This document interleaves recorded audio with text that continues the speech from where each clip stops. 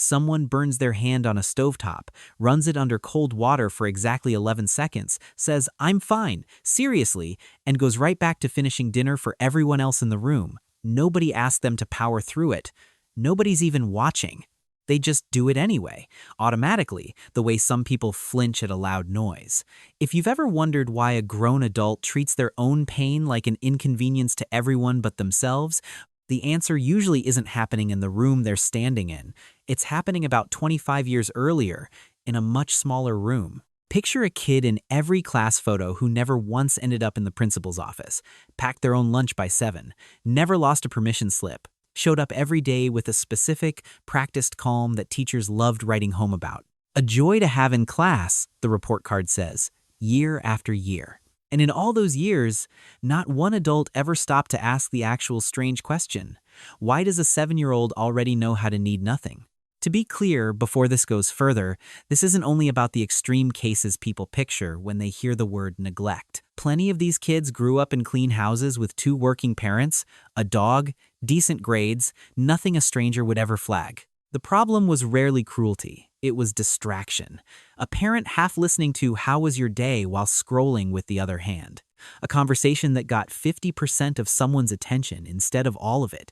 None of these moments would hold up as evidence of anything on their own. Stack enough of them across enough years, though, and a kid quietly learns a lesson nobody meant to teach, that what's going on inside them is optional information, nice to share if there's time, not required. Psychologists have a name for this pattern now: childhood emotional neglect, CEN for short. What makes it so easy to miss, even for the people living through it, is that nothing dramatic has to happen for it to take root. No shouting. No incident anyone could point to on a timeline. The lights stayed on. There was food in the fridge. So when these kids grow up and type "why do I feel empty for no reason" into a search bar at 1 in the morning, they usually don't land on an answer. Absence doesn't leave a mark you can hold up to a mirror. Here's the part that tends to surprise people, though. What happens on the inside of these kids almost never looks like withdrawal. It looks like the opposite. They get unnervingly good at reading a room. Nobody sits them down and teaches them this. A nervous system built for survival just figures it out on its own, fast, the way any system does when it has to. A parent's jaw tightening before dinner becomes information worth tracking. A silent car ride home becomes something to file away. No, 6-year-old consciously decides to start monitoring the emotional weather of every adult in the house. It happens underneath language entirely, the same way you learn to catch your balance on a stair without ever deciding to, and once it's installed, it basically never switches off. Which is how you end up, decades later, with adults who apologize before they've even finished asking a small favor. Coworkers who say yes to every request and then sit alone in a parked car afterward, wondering why their chest feels tight for no obvious reason. Partners who go stiff the second someone tries to take care of them, because being looked after, when you're not used to it, tends to register as a threat to assess rather than something to simply enjoy. It shows up in smaller rooms too. Someone plans an entire birthday dinner for a friend and then feels a flash of panic when that same friend tries to plan one back for them, already rehearsing ways to downgrade it. Really, you didn't have to. Let's just keep it simple. A partner brings soup over when they're sick and gets met with a stream of apologies instead of a thank you, as if being taken care of is an inconvenience that needs to be managed rather than something to just receive. There's something almost funny about how impressive these people look from a distance. The friend who never forgets a birthday, the one who always has exactly what you need in their bag before you know you need it. That reliability wasn't a personality trait that showed up by accident. It was a survival strategy that worked once, in a much smaller room, and never got the memo that the room changed. Nobody claps for a kid who needs less, so a lot of these kids just quietly got very good at needing less, and kept getting better at it for years. Which is how a grown adult can end up in a therapist's office, get asked the simple question, "What would you actually like for dinner tonight?"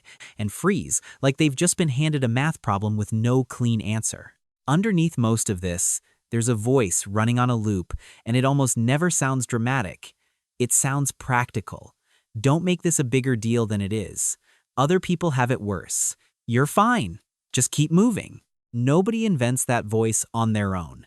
Kids absorb the general emotional temperature of a house, and then spend the next 30 years running that exact temperature internally, long after the original house is gone. This is roughly where feelings and biology stop being two separate conversations. In the early 2000s, researchers Charles Nelson, Charles Ziana, and Nathan Fox ran what became known as the Bucharest Early Intervention Project, following children who had spent their earliest years in Romanian institutions with almost no consistent one-on-one caregiving. Using brain scans, they found these children showed measurably reduced brain activity compared to children raised in families. And critically, the earlier a child was moved into a stable, attentive home, the more that brain activity recovered over time. That's worth sitting with for a second. This isn't just a feeling someone describes loosely in a therapy session. It shows up as an actual electrical pattern in a developing brain, visible on a scan. The nervous system keeps something close to attendance on how much attention it's been given, and it builds its entire architecture around whatever number it lands on. That finding reframes a lot of things people have spent years quietly ashamed of. Hyperindependence, looked at through this lens, stops reading like a personality trait and starts reading like an old adaptation, still running on a body that's technically safe now, but hasn't caught up to that fact yet.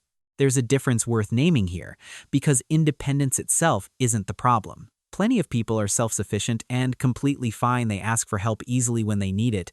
They just don't need it that often. The independence that grows out of childhood emotional neglect looks similar from the outside but runs on a different engine entirely. It isn't chosen freely in the moment. It kicks in automatically, even when help is sitting right there, even when accepting it would genuinely make things easier. The tell isn't how capable someone is.